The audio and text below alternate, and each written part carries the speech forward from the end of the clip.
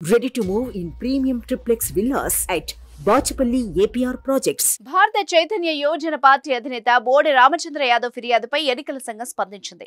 YCP కీలక నేత మంత్రి పెద్దిరెడ్డి రామచంద్రారెడ్డి అధికార దుర్వినియోగానికి పాల్పడుతున్నారని, ఆయన అనుచరులు తిరుపతి ఎన్నికల్లో నకిలీ ఎపిక్ కార్డులను సృష్టించి దొంగ ఓట్లు వేయించారని రామచంద్ర యాదవ్ ఫిర్యాదు మేరకు చర్యలు చేపట్టింది.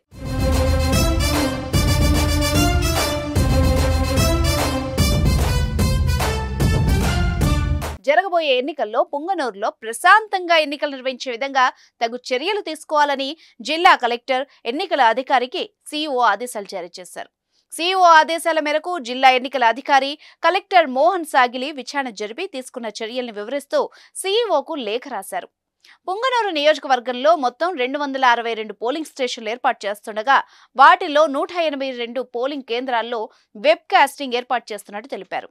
ఆ పోలింగ్ కేంద్రాల్ని హైపర్ సెన్సిటివ్ గా గుర్తించి తగు చర్యలు తీసుకుంటున్నట్టు వివరించారు. పోలింగ్ జరిగే రోజు ఆయా పోలింగ్ కేంద్రాల పరిధిలో ఎటువంటి అవాంఛనీయ సంఘటనలు జరగకుండా ప్రత్యేక చర్యలు చేపడుతున్నట్టు తెలిపారు.